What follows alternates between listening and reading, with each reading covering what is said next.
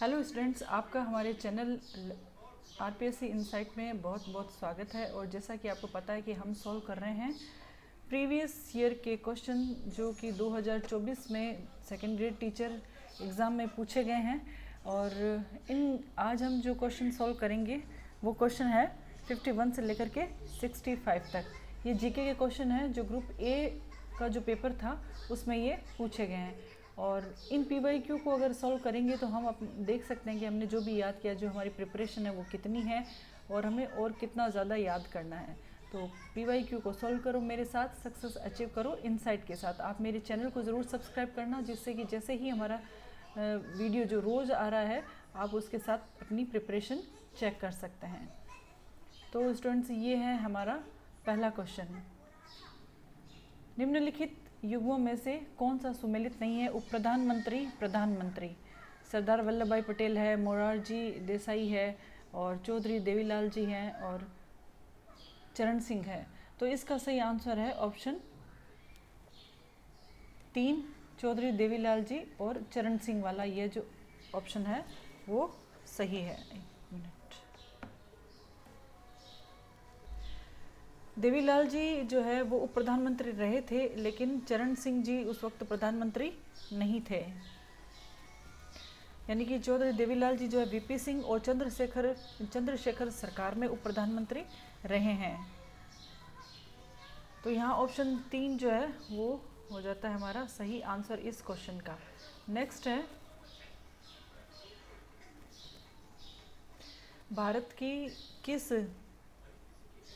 भारत की विदेश नीति के अंदर एक सिद्धांत है गुट निरपेक्षता का सिद्धांत। इसमें क्या सम्मिलित नहीं है? ये जो सिद्धांत बनाया गया था इसमें से ये 4 पॉइंट्स दिए गए हैं, 3 इसमें सम्मिलित हैं, एक नहीं है। नहीं है वाले को हमें ढूंढना है। शक्ति गुटों की ओर अप्रतिबद्धता, विदेश नीति में स्वतंत्रता, विश्व मामलों के प्रति तटस्थता, शांतिपूर्ण सह अस्तित्व पर जोर।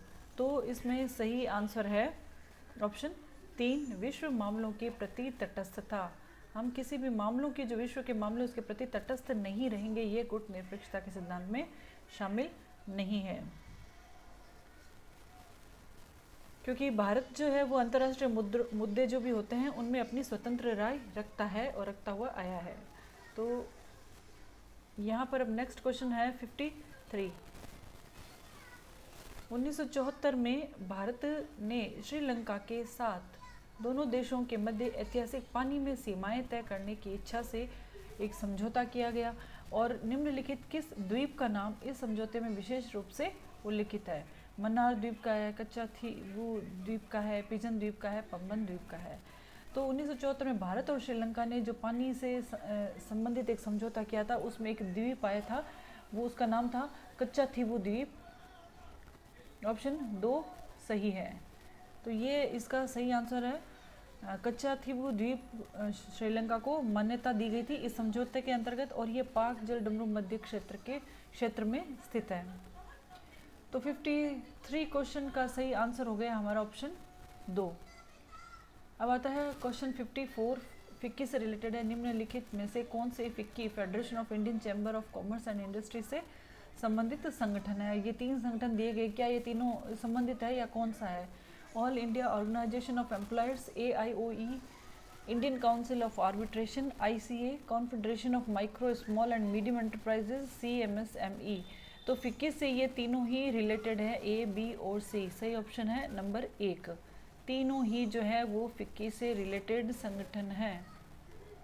ऑप्शन 1 सही हो गया है 54 क्वेश्चन का। अब आता है 55 क्वेश्चन। उसमें एक वक्तव्य दिया गया है पंडित जवाहरलाल नेहरू का, और इसमें कहा गया है कि उन्होंने कहा इस महासभा के समक्ष मैं अपनी जनता और अपनी सरकार की ओर से यह कहना चाहता हूँ कि हम संयुक्त राष्ट्र संघ के संविधान के सिद्धांतों और उद्देश्यों के प्रति पूर्ण और निष्कलंक प्रतिबद्धता रखते हैं और हम अपनी पूरी क्षमता के साथ उन सिद्धांतों और उद्देश्यों की पूर्ति के लिए कार्य करने का प्रयास करेंगे। तो किस प्रधानमंत्री ने संयुक्त राष्ट्र महासभा में ये एक वक्तव्य दिया था? तो ये कथन मैंने पहले ही क्वेश्चन शुरू हो गया तो उसमें बता दिया था। तो अब हमें क्लियर है कि इसका आंसर है नंबर 1, पंडित जवाहरलाल नेहरू ने यह कथन कहा था।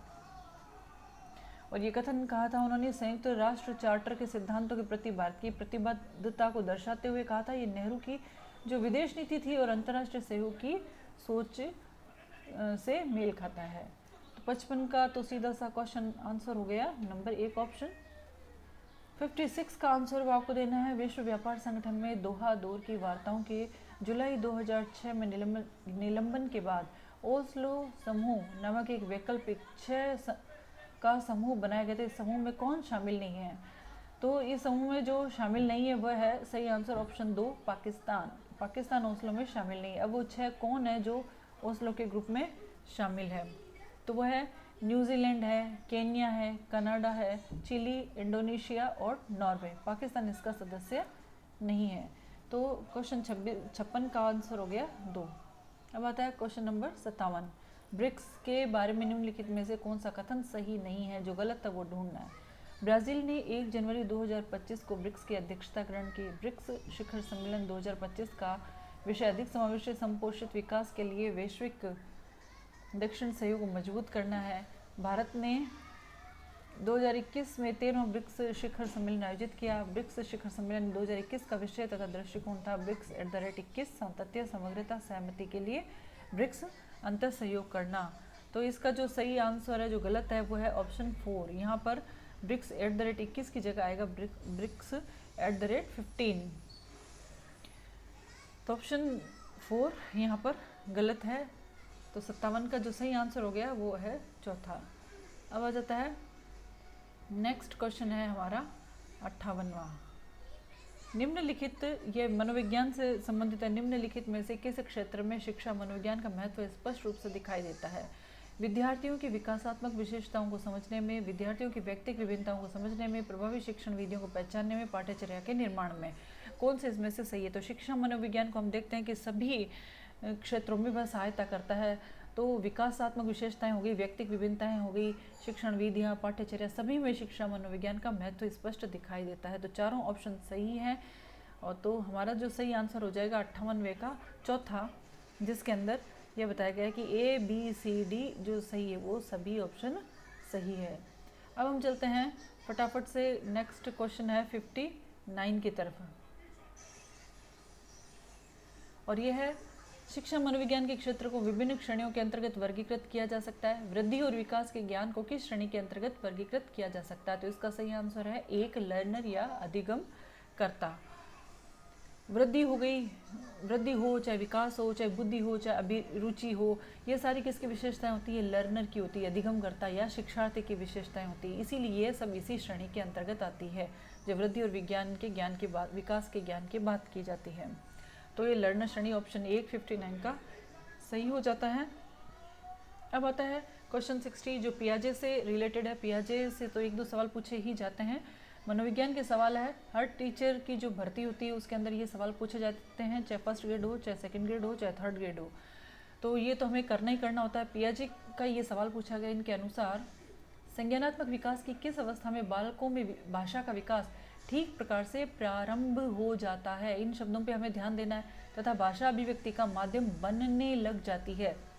तो पहला इंद्रिय जनित गामक अवस्था, मूर्त संक्रियात्मक, पूर्व संक्रियात्मक, औपचारिक संक्रियात्मक। तो इसका सही आंसर पहला है, हम देख लेते हैं कौन सा है। तो वो है थर्ड, पूर्व संक्रियात्मक अवस्था। अब इसकी हम विवेचना कर लेते हैं थोड़ी सी कि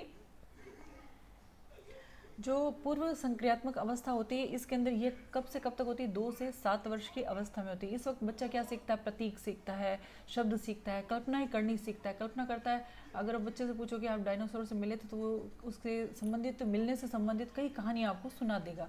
तो कल्पना उसमें यहाँ क्या होता है कि जो भाषा जो होती है बनने लग जाती है और वह अपने जो भी बातें होता है वो भाषा की के रूप में अभिव्यक्त भी करने लग जाता है। अब ये जो इंद्रिय जनित गामक अवस्था है यानी संवेदी गामक अवस्था है, इसमें भाषा का जो विकास है शुरू होता है लेकिन अभिव्यक्त वो नहीं कर पाता है।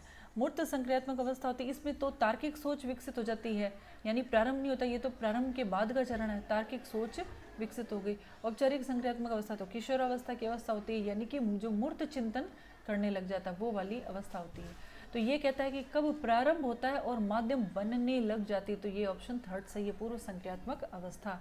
पियाजे ने 4 अवस्थाएं दी है संज्ञानात्मक विकास की।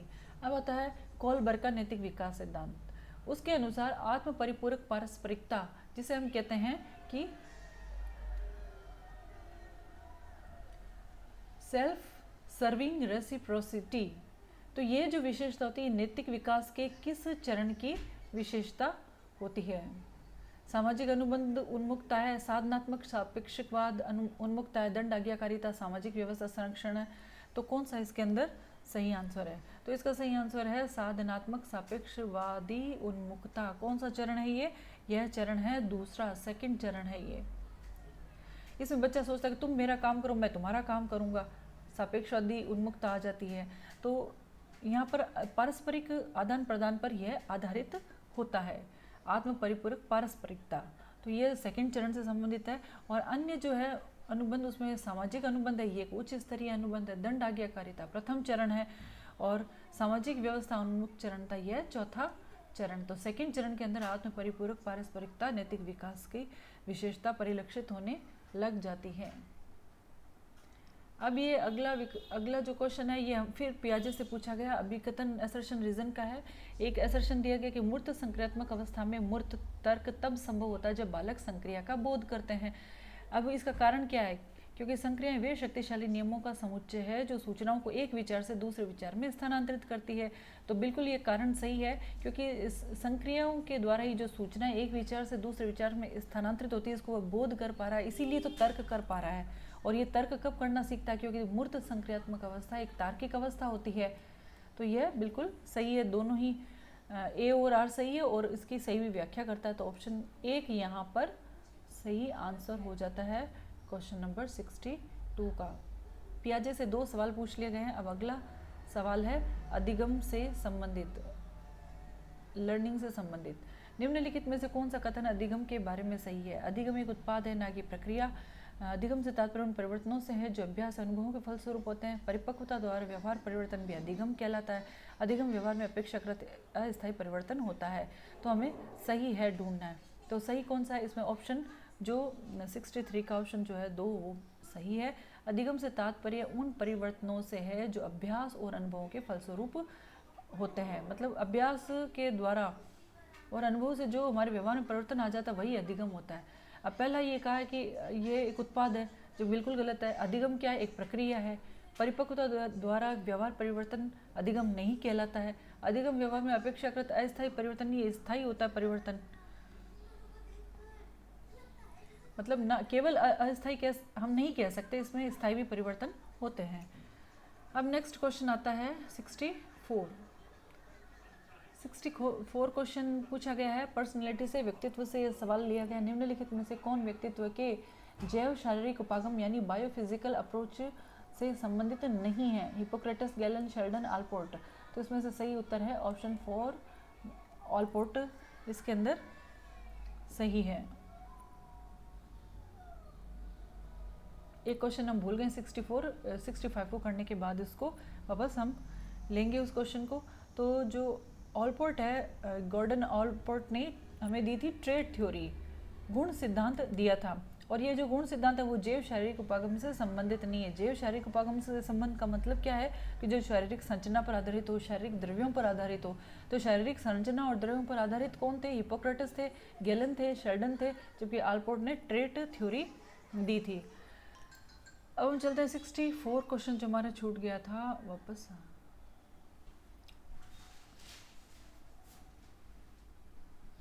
ये रहा 64। अशिक्षक अधिगमकर्ता की मानसिक तत्परता हेतु अनुदेशन कार्य पर केंद्रित समस्यात्मक परिस्थिति का नाटकीकरण कर रहा है। शिक्षक 5E निर्मितिवाद उपागम के अनुसार कौन से चरण में है? यानी शिक्षक क्या कर रहा है? लर्नर को उसको मानसिक रूप से तत्पर करने के लिए, प्रेरित करने के लिए, वो सीखने के लिए तत्पर हो जाए, इसके लिए जो समस्या है उसका एक नाटक के तौर पे प्रस्तुत कर रहा है। अब 5E जो कंस्ट्रक्टिविज्म का उपागम है, तो उसके अनुसार कौन से चरण का शिक्षक जो है उपयोग कर रहा है? 5E का मतलब क्या है? तो 5E में कौन कौन सी चीज़ें आती है? तो 5E में आता है एक एंगेज करना होता है, यानी कि संलग्न करना आता है। फिर होता है एक्सप्लोर करना, एक्सप्लोर का मतलब होता है खोज करना। फिर होता है एक्सप्लेन करना, एक्सप्लेन का मतलब व्याख्या करना, वो चीज़ों की व्याख्या करता है। इलाबोरेट करना, इलाबोरेट का मतलब है विस्तार करना, विस्तार से चीज़ें समझाना। फिर इवेल्युएट करना, मूल्यांकन करना, जो भी उन्होंने कंक्लूजन निकाला है उसकी सार्थकता की जाँच करना। अब यहाँ पर वह नाटक करके बच्चों को प्रेरित कर रहा है, तो यहाँ क्या उनको संलग्न करने की कोशिश कर रहा है, एंगेज करने की कोशिश कर रहा है। तो यहाँ ये जो ई का कंस्ट्रक्टिविज्म है, इसका ये ई सही हो जाएगा, संलग्न करना, ऑप्शन 3 यानी कि एंगेज करना। ठीक है, तो 64 का क्वेश्चन हो गया थी। तो स्टूडेंट्स आज हमारे ये क्वेश्चन हो चुके हैं। आज हमने जो क्वेश्चन लिए हमारे वो है 56 से लेकर के 51 से लेकर के हमारे 65 क्वेश्चन तक PYQ हो चुके हैं। आई होप ये आपकी तैयारी में ज़रूर मददगार होंगे। नेक्स्ट हम वीडियो में लेके आएंगे क्वेश्चन नंबर 66 से लेकर के 80 तक 15 क्वेश्चंस फिर सॉल्व करेंगे और देखेंगे कि हम जो तैयारी कर रहे हैं वो कितनी सार्थक हैं, कितनी परिपूर्ण है, हमें और क्या कमियां हैं, कितनी तैयारी करने की आवश्यकता है। तो आप मेरे चैनल को ज़रूर सब्सक्राइब करें, कमेंट करें, लाइक करें और अपने दोस्तों के साथ भी शेयर करें ताकि आप सब मिलकर के इसका फ़ायदा उठा सकें। अगले वीडियो आने तक थैंक यू।